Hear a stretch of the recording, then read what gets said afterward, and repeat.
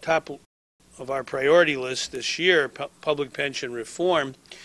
And in the course of the debate over the issue, not just really this year but previous years, many of the members of the General Assembly and certainly myself felt that there should be an independent actuary to take a look at the pension systems that we have in our state. They have in their own actuaries, but to have a clear view that's independent of the retirement systems themselves. We have an Auditor General in Illinois. It's provided for in our Constitution, and by a unanimous vote, I think, of both houses, yes, the Auditor General was renominated for a third 10-year term. So Bill Holland, our Auditor General, has certainly won the confidence of members of the General Assembly. They elect him, actually, under the Constitution. And so the General Assembly passed a bill that would require an independent actuary to be retained by the Auditor General in order to review all of the assumptions, actuarial assumptions of the pension systems, review their practices with respect to estimates and assumptions. And it passed by a wide margin in both the House and Senate. And Speaker Mike Madigan was a leader in getting this done. And I remember speaking with him at a breakfast at the governor's mansion about how important he felt this reform would be, and I felt the same way. And I'm very happy that it passed. We're going to sign it here today. But I did want to have Leader Barbara Curry, who's been a member of the General Assembly for quite some time. She started at a very tender age. But Barbara is just one of the experts on the budget, on revenue, and on the need for independence in the House and Senate. And why don't you take a moment or two to explain this bill, if you would. Thank you very much, Governor, and I'm delighted that you're about to sign this bill. Several years ago, we tried to create a firewall between the members of the pension board and the people who were actually going out and making investments. There was a concern that at least in some of the state systems, there might have been too close a relationship between the people who were doing the investing and thereby earning money as they did so, and the people who were choosing them. So we created a kind of firewall to make sure that any investments that were made so on good, sound economic grounds. And I think this is really a piece of that same puzzle. All this does is to say, let's have a second pair of eyes, have a look over the shoulder of the actuaries for the system to make sure that their assumptions are sound, to make sure that their numbers are right. So I think it'll give us more confidence, us in the legislature, more confidence in the work of the systems, and I'm delighted the governor is going to put his John Hancock at the back at the bottom of this bill. So thank you, Governor. Thank you, Barbara. And just to reiterate, we are working, I would say feverishly, to try and get the ultimate package enacted into a bill form passed by majorities of both houses on the pension reform. But we felt this bill, which was passed separately, would be necessary to sign and sign quickly. I want to thank Senator James Claiborne, who is also a leader in the Illinois Senate, for his leadership on this bill, and I'm going to sign it now into law. I just want to reiterate that this has to be the year of pension reform once and for all in our state of Illinois. It's long in coming, frankly long overdue. It's absolutely necessary if we're going to have adequate resources for our children today, for their education. I've said on many occasions, you don't get to be a 4-year-old twice. You're only a 4-year-old once. If you're denied your early childhood education because we have an inability to reform the public pension system, I think that's a real sad day for the children of Illinois and a sad day for our state. So we're really pushing hard on this, and I mentioned last week I'm impatient that our members can't come to a meeting of the minds, but we're going to keep pushing until they do get there. And when we do, and we're signing those hopefully long overdue pension reforms, it'll be the completion of the task we've started today. Okay, Barbara, you get the one and only pen. And give that to whoever you wish.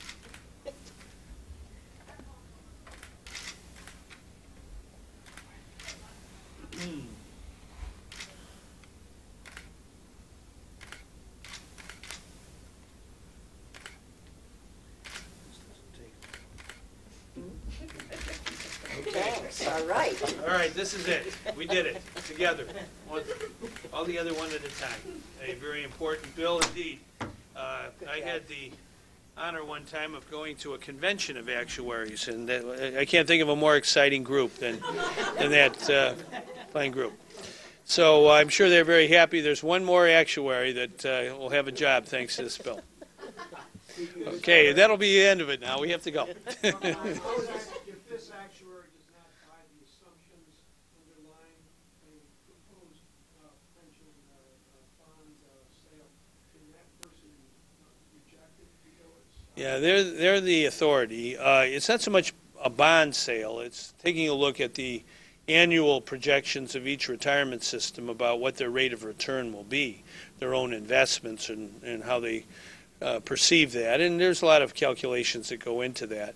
So it's more related to that than anything. But this person does have the authority to call the shots.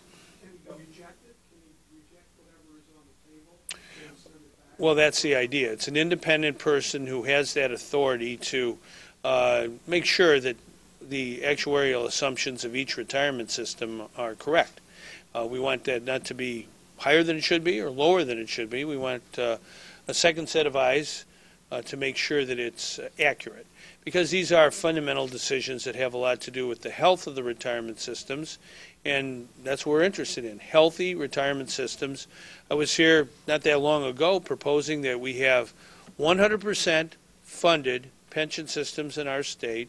We can achieve that goal within the next 30 years if we enact a pension reform plan. And I think we've come very, very close. We only have one issue left to resolve to do exactly what I outlined. And I think this is our moment. And I don't want us to miss that. And so we'll be pushing hard really every day until we get it done. What's this position going to pay? Why do we need another position? Why can't the auditor general handle this? Well, being an actuary is a highly technical job, and it should be. It's a person who has great abilities when it comes to numbers, to say the least. The Auditor General will hire the actuary, but you want to have a person with special expertise. If you have a heart problem, you may not want to go to a general practitioner who may know a lot about medicine, but there may be a specialist that knows something about the heart. And in this case, when it comes to actuaries and looking at pension systems in particular, it's a specialized science, really. And so you want to get the best person available, and the budget that the General Assembly will provide for is going to be the budget that the Auditor General will have to carry out this mission. But he's not going to go back to ground zero and redo the estimates. It really is a second look over the shoulder of the actuaries from the systems themselves. So this doesn't have to be someone who's going to be hiring a whole team of people to work day in and day out, 24/7, 365 days of the year. It's a shorter term proposition than that. Well, John, you've got people with weeds on these issues as you have on other financial issues. What do you think? Is it realistic to forecast 8%, 7%, 6%? I think it's tough. I think it's tough to do that, and I think what we would like in the General Assembly, what the governor would like, would be to be sure that we have the closest match between what the systems are telling us the interest will be, the unfunded liability is, and reality. So this really is just a second pair of eyes. Well, and there's no question that no matter how... Right. And many, in fact, Mayor Bloomberg, I think, was quoted just on that point the other day. But I think the reality is that it's difficult to make. We do the same thing in budget making. You can't be sure what the next fiscal year is going to bring. So you make some kind of judgment call. And we just want to make sure that the judgment calls we're getting from the systems are as close to reality as the human mind can make them. That's all this is about. Governor, can you update us then on pension talks? Mm-hmm. What has really happened since we met here 10 days ago or so is we've been talking almost daily on this issue with the various leaders, President Cullerton, Speaker Madigan, Leader Cross, Leader Rodonio, and their staffs, quite a bit of discussion with their staffs. And, we're making I think, headway when it comes to the facts, which is what I said we wanted to do 10 days ago, get as much information to these leaders as possible, because I think it's, when you look at the facts, it's pretty clear that if you phase in a requirement that local school districts have to pay the future retirement costs of those who work for them, for those who they negotiate contracts with over a period of time, if you phase in that requirement of having to pay for the future retirement costs, say over 12 years or 15 years, there is, I think, to my mind, an imperceptible impact on property taxes. There is no impact on property taxes. And that's just a fact. And I think it's time that we lay that out there and sort of deal with this canard that if you phase in a requirement that an employer have to actually pay the retirement costs of the contracts they negotiate, that's just simple, accountable government. And we need to kind of close that discussion so we can put that final plan into the bill.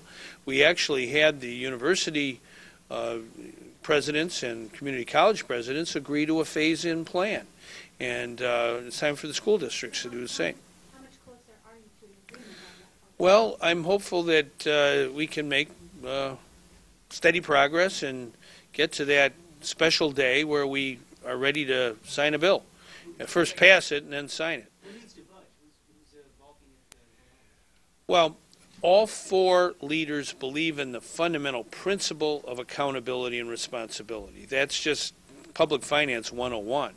And I think everyone agrees with that. It's implementing this phase-in. That seems to be the key point. But, you know, when you have a pension reform, it's going to have a impact on the local school districts in that they don't have as big a cost in the future as they would today. The pension reform will save them money. And so when you phase in this requirement of actually having to pay for it over a long period of time, then it really has no impact whatsoever on their budget over a reasonable period of time. Governor, you said a couple of weeks ago, thought you might have something for the legislature to vote on by July 1st. Still holding Well, back? we're trying hard for that. You know, I have to definitely get the budget approved by the 30th of this month, and I am applying plenty of attention to that. That document arrived, and we've been going through it literally line by line on the budget, and we'll be acting on that before the deadline, certainly. So that has to be done. Ideally, it would be done same time we could do a pension reform, but clearly we'll get the budget done in the proper time by the deadline, and hopefully have more progress from members of the General Assembly, the leaders in particular, on coming to a meeting of the minds on this one issue that's holding up $83 billion of liability savings for the taxpayers of Illinois. It's beyond me how you could let this one issue hold up a fundamental overhaul of our public pension system that has been in the waiting for 3 decades. So we really have to understand that now is the time this year to get the job done. Pew Institute is going to release a report too that again ranks Illinois as pretty much the bottom as far as the percentage of funded pension system. Well, I think it's another log in the fire. Hopefully that fire is burning for our members of the General Assembly, that this is not something to delay on, to put aside. It's time to act. And we have a reasonable plan that, frankly, you know, a lot of folks have worked so hard on this year, and it's got one last provision to work on, negotiate. We do that, and we can deal with what these outside agencies have said, and we know ourselves. I mean, I have to deal with the credit rating agencies. I know when I sign our budget, they're going to say some good things. The Medicaid reform was passed last month, and I signed it into law, and that's a good reform. I think they'll be pleased to see that we made substantial progress there in reducing our Medicaid liability. And same way with the budget itself. I think it's a pretty lean document. We'll make some reviews on that. But the pension is the biggest mountain we have to climb, and we cannot neglect to climate. Would you say would you agree with one who told me a few minutes ago that each day that passes, the chances decline of being able to get this done before election day? I really don't see the election day as really the key date. I think the date is right away for pension reform, because if one group does a study of Illinois and says we need to improve, and then a credit rating agency the next day says the same thing, how much more information do we need from independent outside entities to tell us we must make this giant step towards public pension reform? And I don't think the election should be the deciding date. It should be right now. Our economy in Illinois, we're in recovery. We have a long way to go. We have far to go. But having said that, our manufacturing is strong, and we want to keep it strong. And we don't want businesses to not invest in Illinois because they're worried about our public pensions. And so we need to roll up our sleeves and get that part of the job done. This not too long from now, Chrysler will be rolling off the new Dodge Dart, 4,500 Illinois workers making it for the whole world. And we want more companies like that to sign on to Illinois. If this one piece is holding up the larger effort, why not put it aside as Republicans decide, revisit it later after the other? Well, I could see right at the end of the General Assembly that this was becoming political, and I suggested that it be negotiated later. We could do it later. I didn't like to do it later because I believe in the principle of accountability, that school districts should have skin in the game if they're negotiating the contracts. But I said if we take it out, let's try that. And we tried. And it came out of committee. There wasn't a majority of votes for it in the House. That doesn't have a majority of votes. There's more members who feel responsibility and accountability has to be in. I understand that. And so the bill has to include some provision in that to get a majority. And it's ironic because the four leaders all agree that it isn't right for any school district, wherever it might be, not to have responsibility for contracts they negotiate. If they can just hand the burden of paying the retirement costs off to someone else, that's not a healthy situation. Does accountability actually mean cost shift, though? I mean, can't accountability happen without shifting the cost? Does everyone actually agree that the cost shift has to happen? I wouldn't even call it a cost shift. I would call it more an alignment. You should align the costs of any employee contract with those who negotiate it. Would we want the state of Illinois to negotiate a contract with state employees and then hand the bill off to the city of Chicago? It doesn't make sense. You have to be accountable. That's really what the fundamental principle is. Anybody who from outside or inside of Illinois knows that this is a fundamental principle of fairness.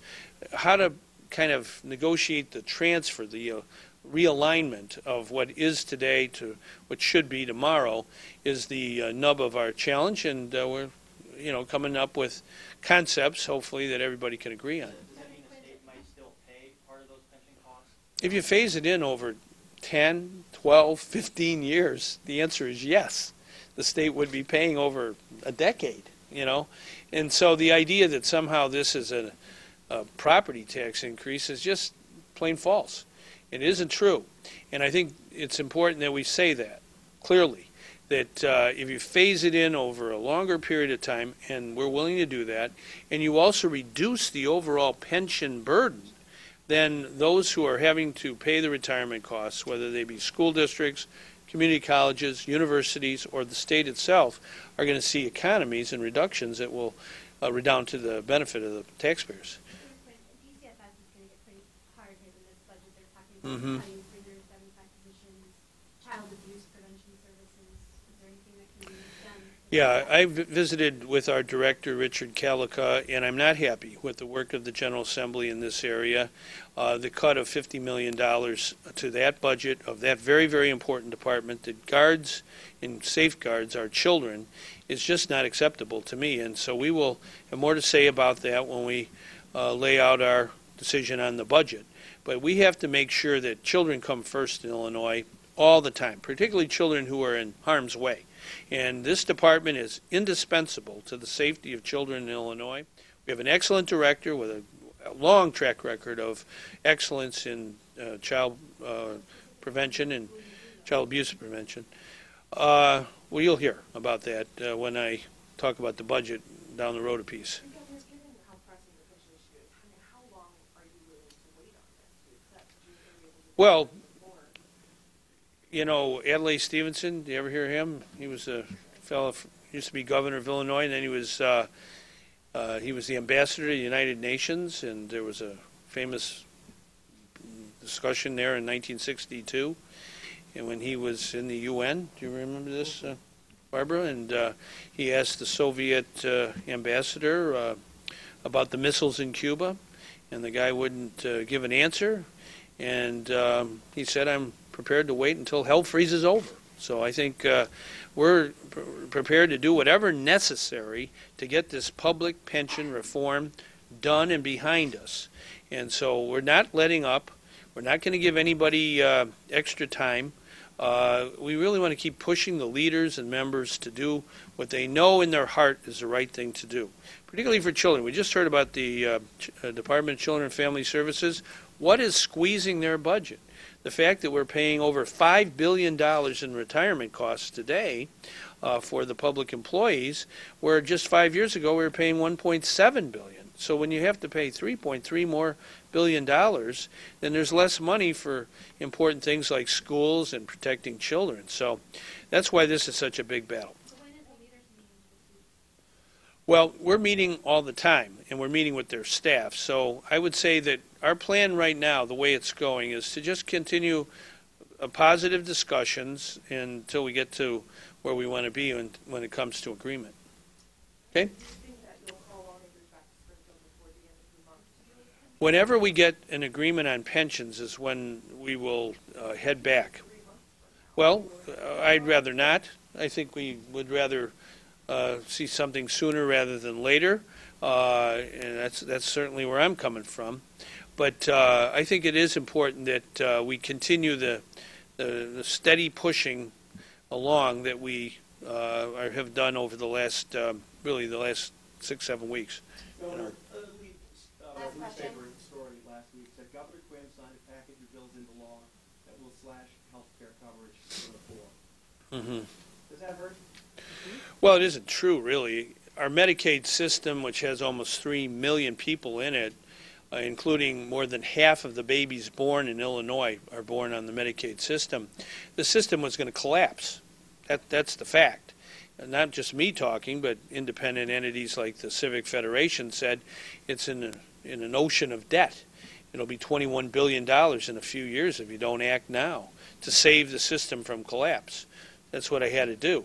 It wasn't easy. We had to make reductions in efficiencies. Basically, the system is still intact and is available for people who need it. It isn't as perhaps expansive as it was, but it has the fundamental elements of a healthcare system that we have to have in a major industrial state. That's why I signed the 5 bills. And I want to thank you, Barbara, for your leadership, because one of those did involve raising the price of cigarettes, cigarette tax, and we had to do that to get the revenue we need from Washington, matching revenue, but also to discourage smoking, especially by young people. If they don't smoke, that's going to save us literally millions of dollars over the next generation. So that's, to me, the smart way to go. When the Supreme Court rules on the Affordable Care Act, are you worried about the impact on Medicare? Medicaid, well, we have to see what the court decision is. I hope they affirm the Affordable Care Act, and that's what I go to bed at night praying for. And it'll make our country better. And well, if bad things happen, obviously we'll talk about it then. But I think it's important that we have a positive mental attitude on that bill. And there you go. Thank you, Governor. All right, Great good to see you, be with Barbara. you as always. Yeah, thank you.